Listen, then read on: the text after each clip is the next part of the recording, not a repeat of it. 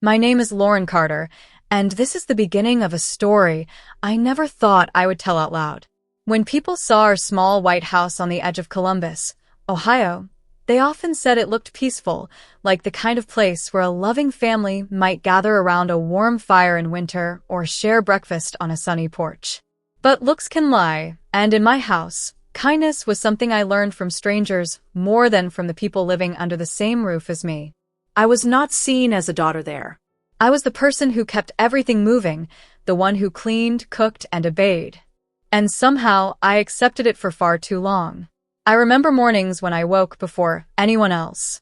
The sun would barely be touching the curtains, but my mother, Diane, would already be shouting for me from the kitchen. She had a sharp voice that cut through walls. "Lauren, wash the dishes. And make sure you clean the counters this time." My father, Richard, was usually half asleep in the living room, his feet stretched out while the TV played some old sports show. He would snap his fingers and yell, "Bring me my coffee, Lauren. Hurry up." I never heard him say, "Please." Not even once. And then there was my older sister, Melissa, who acted like she was a queen living among servants. She sat on the couch scrolling through her phone while I swept the floor around her feet, and she never looked up. Not even to say thank you. Everyone thought Melissa was perfect. She had shiny hair, perfect clothes, and a confidence that came from years of being told she could do no wrong. But on the inside, if anyone ever bothered to look, she was spoiled, selfish, and cruel. My parents adore her, and they treated me like I was lucky to live in that house at all. Some nights I lay in bed thinking about why they treated me this way, and I always came to the same answer. They simply saw me as less. The day everything changed began early. It was Melissa's 25th birthday. A big day in her mind. She had been talking about it for weeks, saying she wanted the house to look fancy, like we were living somewhere important, maybe in a big city like Denver or Charlotte, not our quiet street in Columbus. I was the one who woke up before sunrise to clean the living room, dust the shelves, and set out decorations that my mother had bought. Silver balloons, shiny ribbons, and a long tablecloth that kept slipping off the edges no matter how many times I adjusted it. By noon, I was already tired, but there was still more to do. I baked a large chocolate cake for Melissa, using cocoa I bought with the little money I had saved from doing extra chores for neighbors. I mixed the batter slowly, trying to make it smooth, and spread the frosting carefully. I even added cherries on top because Melissa liked them. By the time the cake was finished, the house smelled warm and sweet, and my stomach felt tight with hunger because I had not eaten all day. When the guests arrived, mostly Melissa's friends from work, I stayed in the background. I carried plates, filled glasses, and cleaned the kitchen again after everyone rushed outside to take pictures in the backyard. The house was loud with laughter and fake compliments. I stayed inside because it was quieter and because no one would miss me. Then I saw the cake. It sat on the counter glowing, under the kitchen light. The frosting looked smooth like silk, and the cherries were bright, almost shining. I stood there for a moment, listening to the laughter outside, feeling the emptiness in my stomach twist. I had baked the cake. I had done everything for this party, and I had eaten nothing. I told myself just one tiny bite, one little piece from the back. No one will ever notice. My hand shook a little as I cut a small slice. I put it in my mouth, and for the first time that day, I tasted something good, sweet and soft. It felt like a small moment of comfort that I had given myself. But then I heard footsteps behind me. I turned, and there was Melissa. She looked at the cake first, then at me. Her face changed instantly. Her eyebrows lowered, and her lips pressed into a thin, angry line. She walked closer, staring at the missing piece. "Did you eat my cake?" she said slowly. I swallowed hard. Yes. Just a small piece. I was hungry. She did not even hesitate. She raised her hand and slapped me across the face with such force that my head turned to the side. The sound echoed in the kitchen. My cheek burned, and my eyes filled with tears before I could stop them. That moment froze in my mind, sharp and painful. "How dare you touch my cake without asking?" she shouted, her voice shaking with anger. My parents rushed into the kitchen, and for one hopeful second, I thought they might ask if I was okay. But my mother crossed her arms and glared at me like I had committed a crime. "You are a servant for us," she said coldly. "If you can't do the work, get out of this house." My father nodded with a disappointed sigh. "You always cause trouble. Learn your place or leave." I stood there, feeling the sting on my cheek and something deeper breaking inside my chest. They did not care that I was hungry. They did not care that I made the cake or that I worked all day. They only cared that Melissa was upset. After they walked away, laughing with the guests again, I went to my small room and shut the door. I buried my face in my pillow and cried until my head hurt. In that moment, I believed their words. I believed I was worthless. I did not know that the next morning would bring something so unexpected that it would change my life forever. But that night, I was simply a girl with a bruised heart, lying in a dark room, trying not to feel the pain of people who were supposed to love me. When I woke up the next morning, the sunlight was already slipping through the torn edges of my curtains, landing softly on my pillow. My face still throbbed from Melissa's slap. I touched my cheek gently, feeling the dull ache beneath my fingertips. My eyes were swollen from hours of crying, and when I looked at myself in the small cracked mirror hanging on my wall, I didn't see the weak, powerless girl my family believed me to be. Instead, I saw someone exhausted, yes, but also someone who deserved a chance at a better life. That thought sat quietly inside me, like a secret waiting to grow. But the house did not care about my pain. It woke with noise and demands, just as it always did. My mother knocked sharply on my door before I even had the chance to get dressed. "Get up," she said, not bothering to wait for a reply. "The guests left a mess last night. You need to clean the whole downstairs." Her tone made something inside me curl into itself. I wanted to shout, "I am not your maid," but the words stayed stuck in my throat. I pulled on my jeans and a plain shirt, tied my hair back, and stepped out of my room. Melissa was already awake, sprawled on the couch with a blanket around her shoulders, scrolling through her phone like she hadn't slapped her sister across the face just hours before. She laughed at something on the screen, light, carefree, as if kindness had never been part of her structure. I avoided looking at her and instead focused on the stack of plates, cups, and napkins scattered across the living room.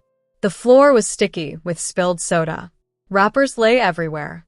I began to clean one piece at a time. For 2 hours, I worked silently. I wiped the counters, scrubbed the stains, and gathered the trash without a single word of thanks. When I passed by my mother, she only glanced at me to say, "Make sure you mop when you're done. And don't leave streaks." My father sat in the recliner reading a newspaper, pretending not to see the weight of the chores he placed on me. Around noon, he reached into his wallet and handed me a $10 bill. "Go to the store," he said. "Buy bread and milk. And don't waste money." His eyes were cold and flat, like the idea of giving me $10 for food was already too generous.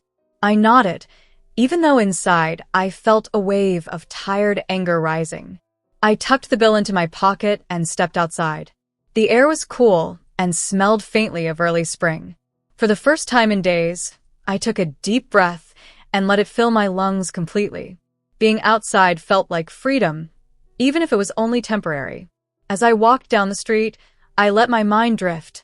I imagined myself walking somewhere completely different, maybe through a busy corner of Boston where people didn't know my name, or along the rainy sidewalks of Seattle where I could disappear into a crowd of strangers who didn't expect me to serve them. I imagined myself starting over, with no one calling me a servant or reminding me of my place. Then I reached the grocery store, but something else caught my attention before I went in. Beside the store was a tiny lottery shop I had passed 1,000 times in my life. It had bright neon signs and posters in the window bragging about past winners. I had never once stepped inside.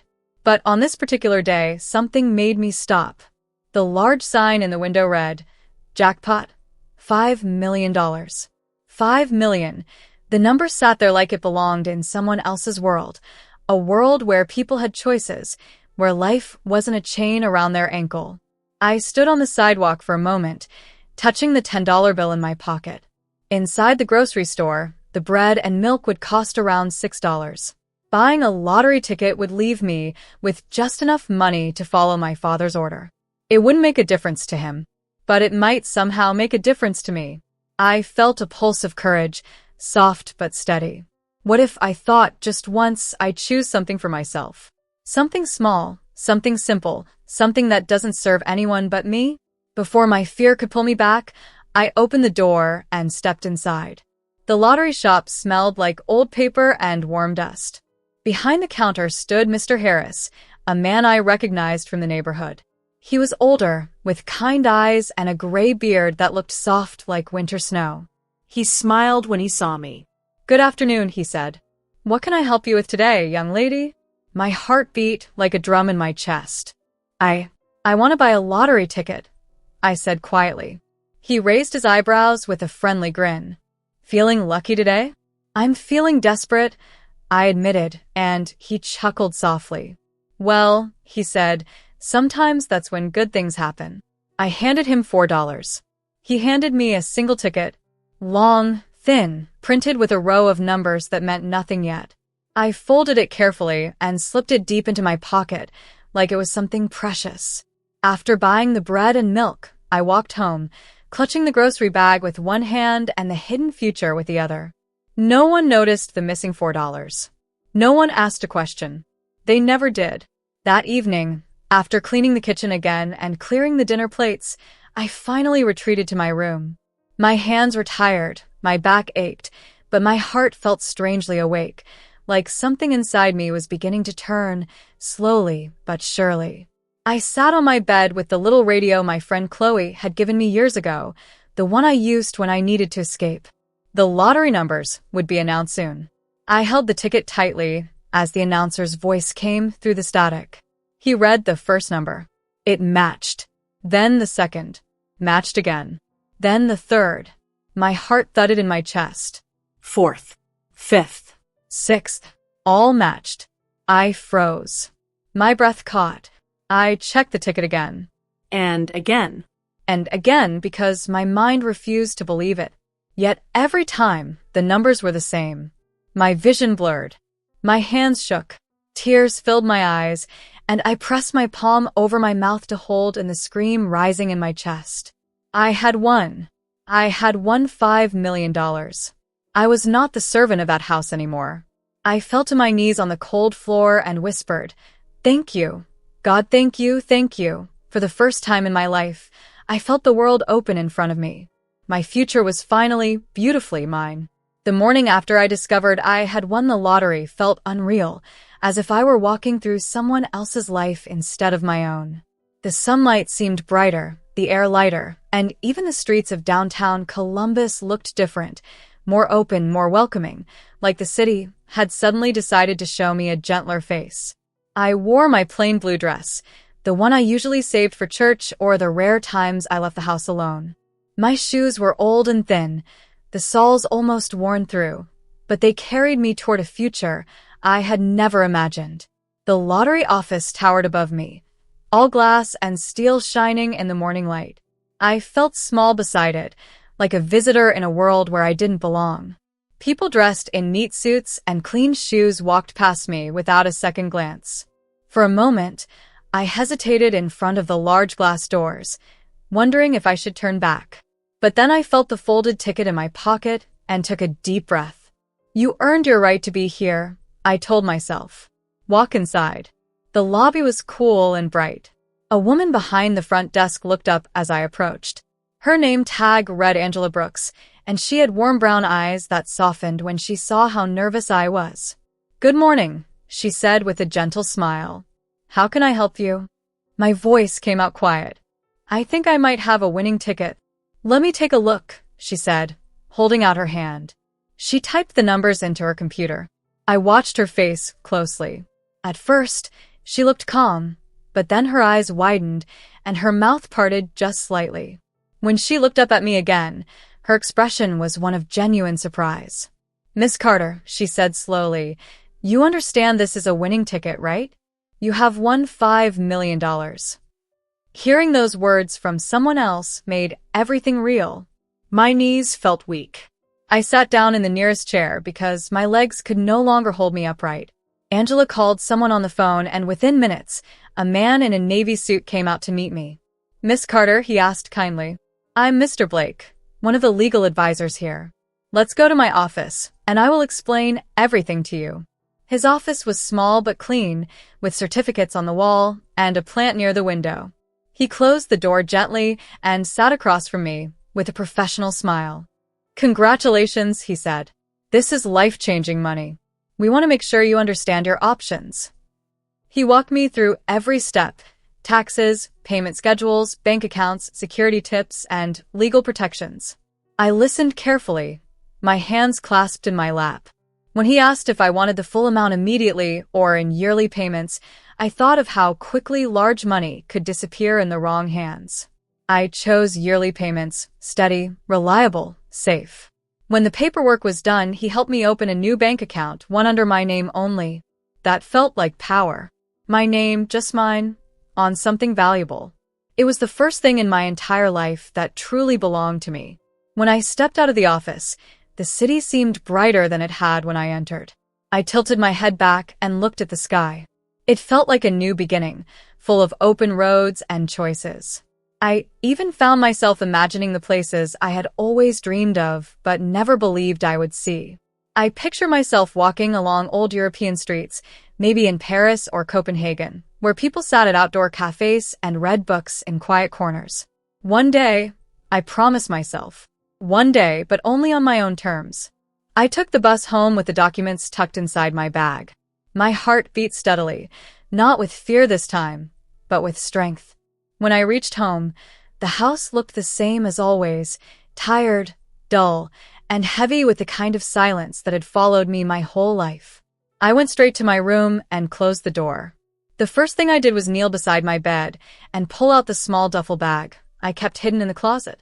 I began to pack: 2 pairs of jeans, a few shirts, my toothbrush, a cheap notebook, and the old photo of me and my friend Chloe from high school. My hands were steady. My decision was clear. But the world inside that house had its own way of discovering things quickly. By evening, as I folded the last of my clothes, my mother's voice filled the hallway, soft, almost sweet, like honey over ice. "Lauren, honey," she called. "Come to the living room for a moment." Honey. That was new. She had never called me that in my entire life. I walked into the living room slowly, already knowing something was wrong.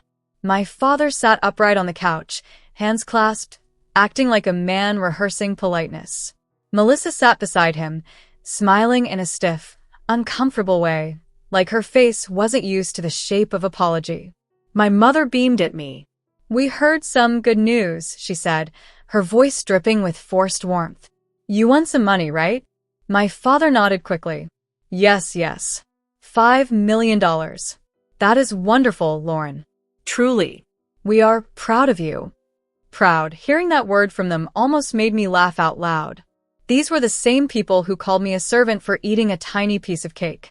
The same people who watched me wash their dishes, scrub their floors, and work until my hands hurt. Now suddenly they were proud because I was valuable to them. Melissa shifted on the couch. "Hey, sis," she said in a voice too sweet to be real. "I'm sorry about, the other day. I was stressed. You know I love you." I stared at her. I remembered the anger in her eyes, the slap, the sting on my cheek, the humiliation. Love had never been part of her vocabulary, not toward me. My mother leaned forward eagerly. "Families should support each other, right? And now that you have money, we can all live better. Maybe you can help us pay off the house, buy a new car, fix things around here. We raised you. It's only fair." My father nodded firmly. "You can give us, say, $2 million. That should be enough." There it was. Their real faces. They didn't see me as a daughter. They saw me as a bank account. For the first time in my life, I felt calm instead of scared, strong instead of small. "No," I said plainly. Their smiles froze. "No," my mother repeated. "What do you mean, no?" "I mean, I'm not giving you money," I said. "Not like this.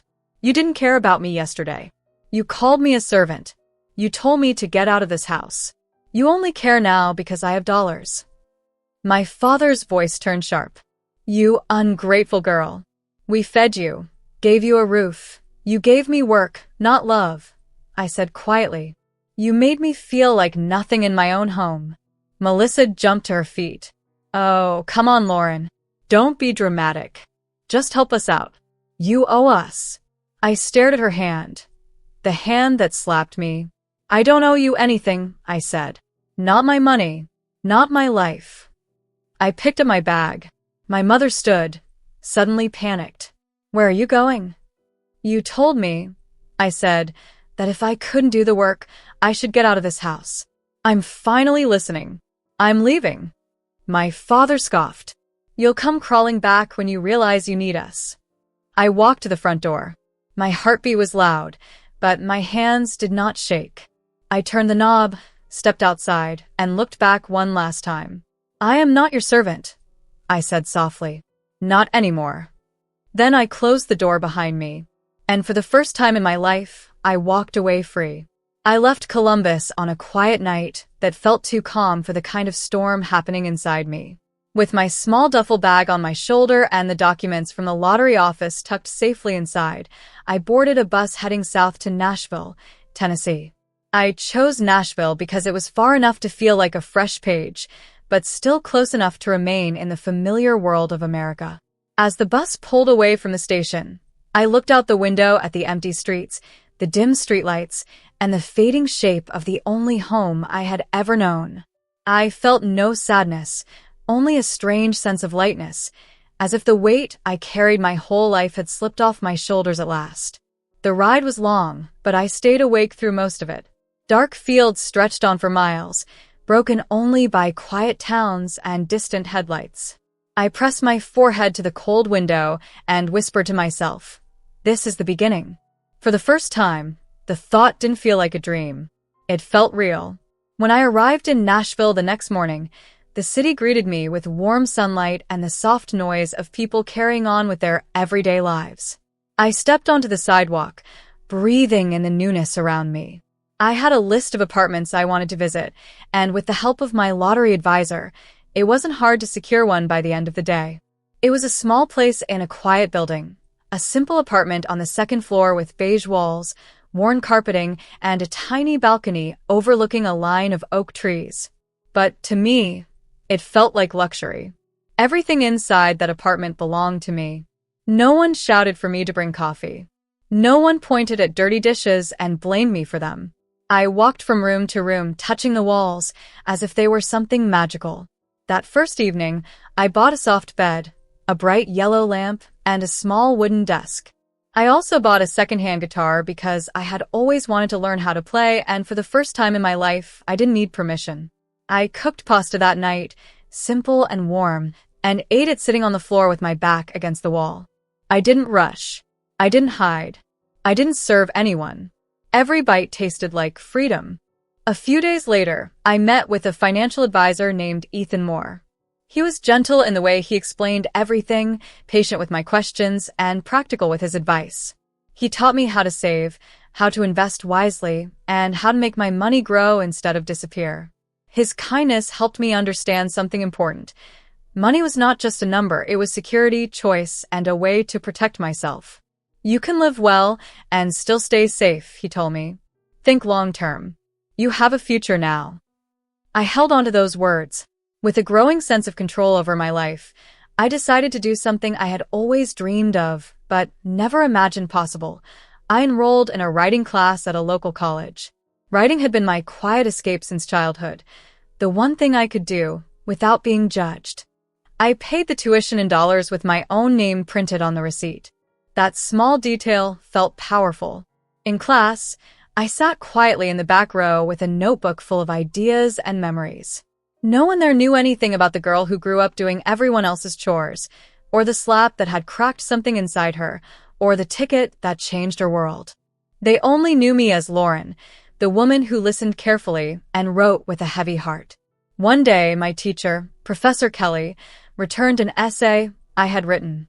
She placed it on my desk gently and said, "You have a strong voice, Lauren. You should write your life story one day." The idea felt both frightening and freeing. but I took her words deeply into my heart. At night, I would sit on my little balcony or beside my window with a lamp glowing beside me. I looked at the city lights of Nashville, soft, scattered, alive, and I wrote about the girl I used to be. I wrote about the White House in Columbus, about the slap, about being treated like a servant, and about the moment everything turned. Each word felt like a stone removed from my chest. Around that time, messages from my family started to arrive. My mother wrote, "We're worried about you. Come home so we can talk." My father said, "You're still our daughter. We want things to be right again." Melissa wrote, "We can fix this. Just help us a little, okay? We need you." I read every message without replying. I didn't hate them, not anymore. But I didn't need them either. That difference felt like peace. I had spent so long searching for their approval that I had forgotten I didn't need it to build a life. Months passed, and my world expanded. I made new friends, people like Jenna, who loved music and taught me simple chords on the guitar, and Mark, who worked in a cozy bookstore and always recommended the best novels. We spent afternoons talking about dreams, travel, and the places we wanted to see in Europe someday. We talked about walking along the river in Prague, or exploring the old stone streets of Edinburgh, or visiting cozy cafes in Lisbon where writers gathered with notebooks full of ideas. Every conversation reminded me of something beautiful. I had choices now, real choices. One afternoon, I sat in a quiet cafe with my laptop open, revising the story you're reading now. The smell of coffee drifted through the room. Soft music played from overhead speakers. People around me talked softly, laughed, lived their lives without knowing how far I had come. As I typed, I wrote a line that made my chest ache.